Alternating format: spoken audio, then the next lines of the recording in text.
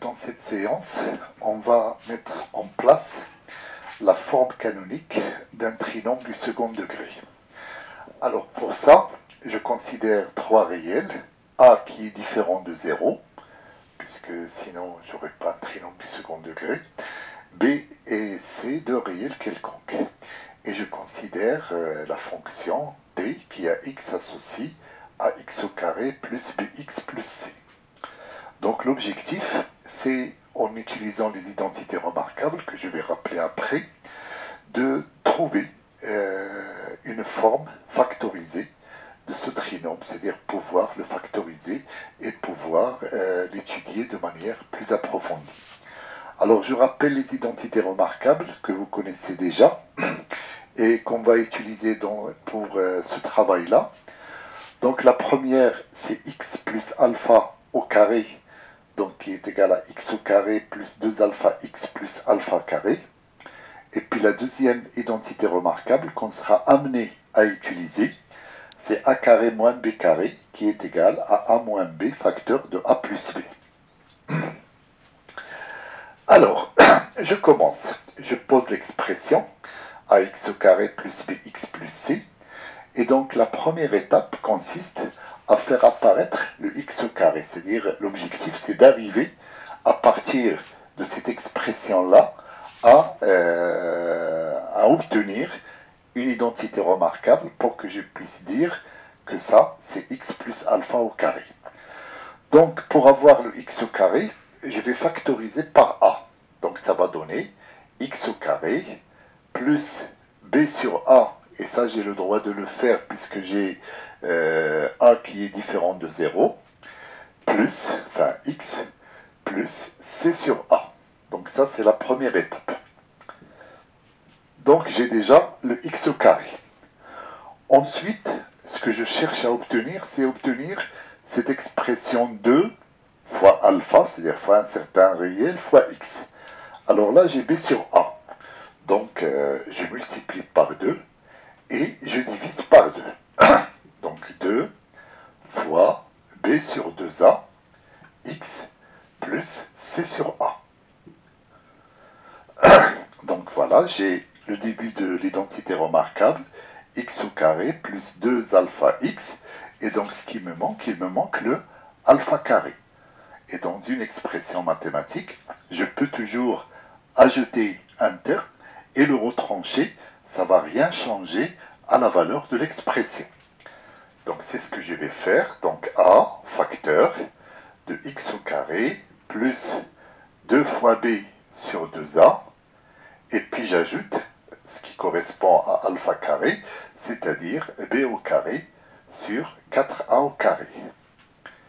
Plus c sur ça, sur a. Mais comme j'ai ajouté b carré sur 4a au carré pour que la valeur globale de l'expression ne change pas, il faut les retrancher derrière. Donc là, moins b carré sur 4a au carré. Donc en quelque sorte, j'ai emprunté ce b carré plus 4a au carré pour compléter mon identité remarquable. Mais comme tout emprunt, il faut rembourser derrière. Donc plus b carré sur 4a carré moins b carré sur 4a carré.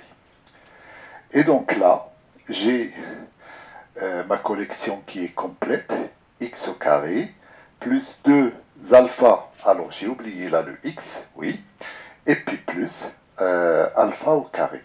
Donc là, je peux utiliser cette première identité remarquable et dire que c'est la même chose que x plus alpha au carré.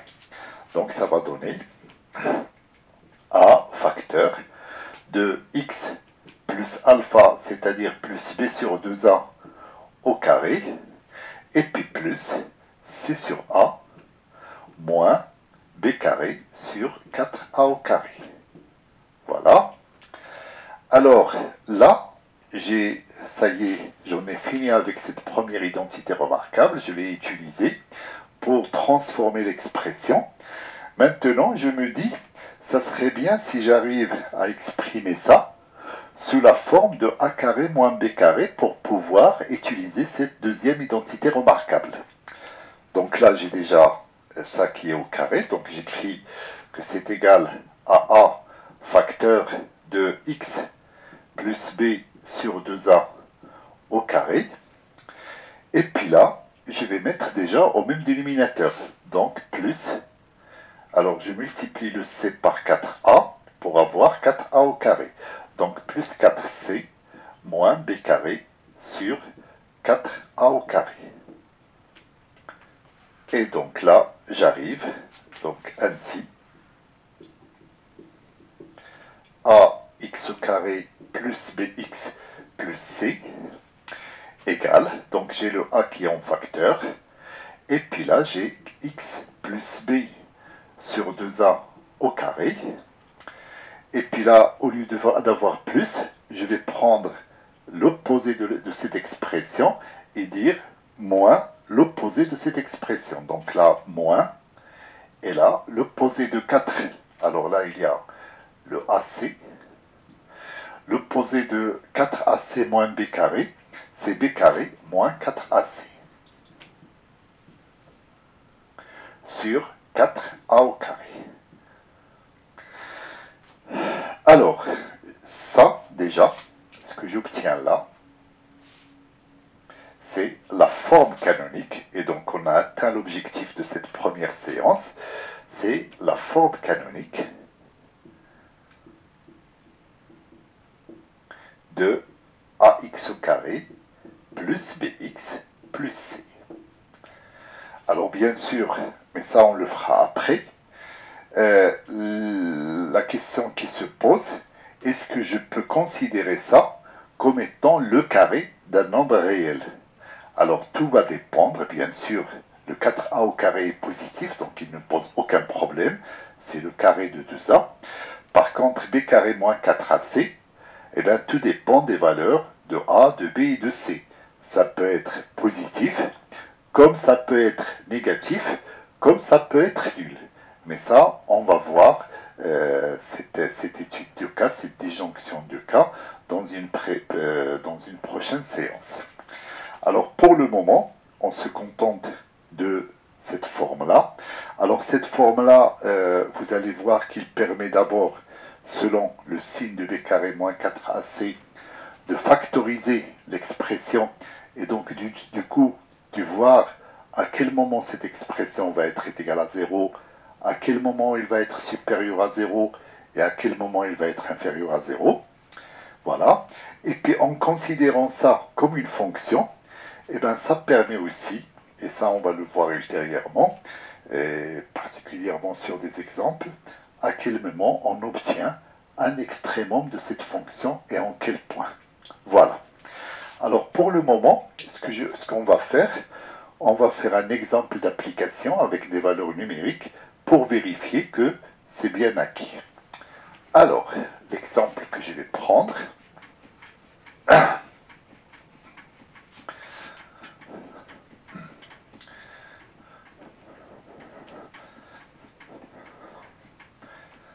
c'est alors 3x au carré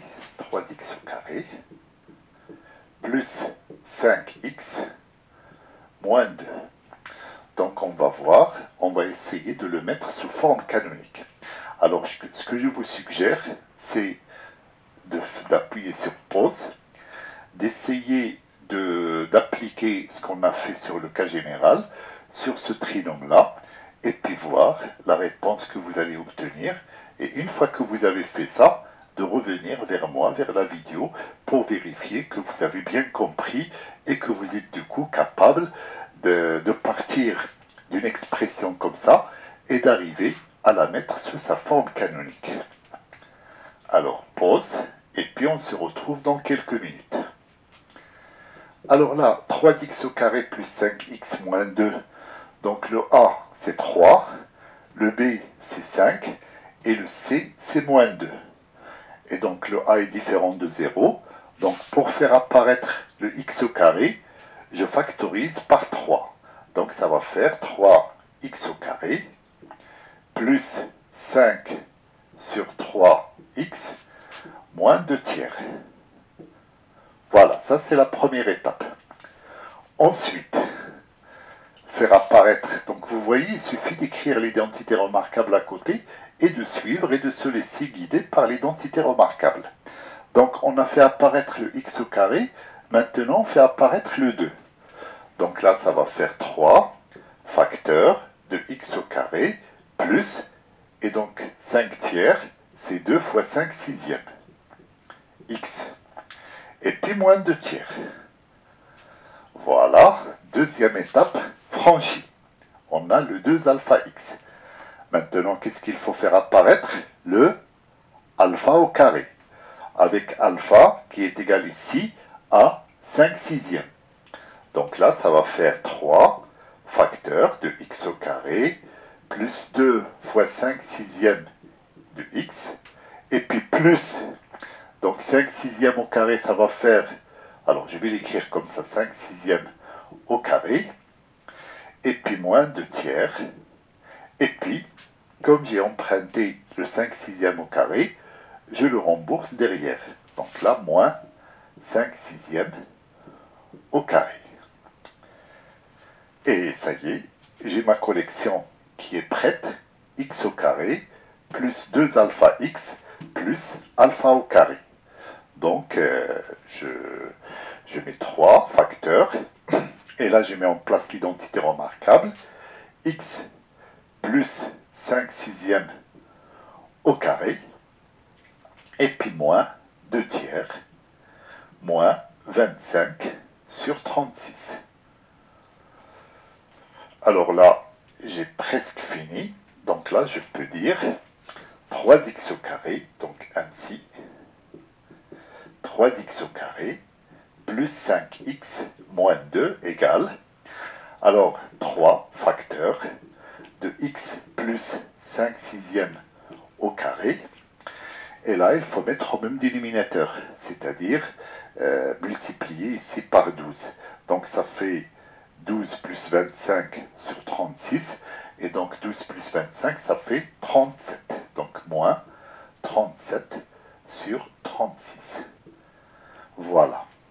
Et donc voilà, on a comme ça la forme canonique de 3x au carré plus 5x moins 2, c'est-à-dire 3 facteurs de x plus 5 sixièmes au carré moins 37 sur 36.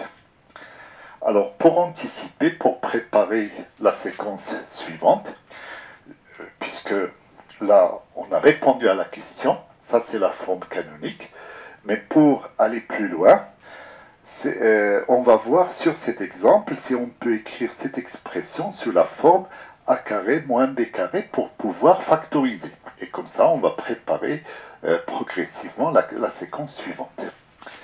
Alors, donc j'efface ça. Et je reprends.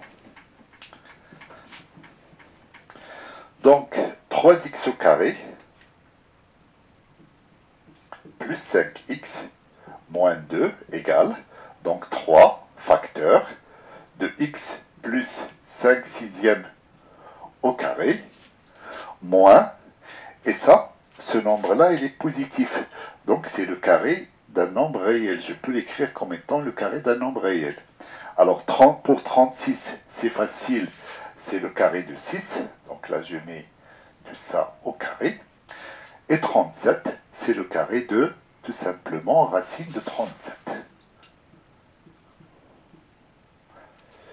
Et là, j'obtiens bien la forme a carré moins b carré. Donc je peux dire c'est 3 facteurs. Donc d'un côté x plus 5 sixièmes moins racine de 37 sur 6. Voilà.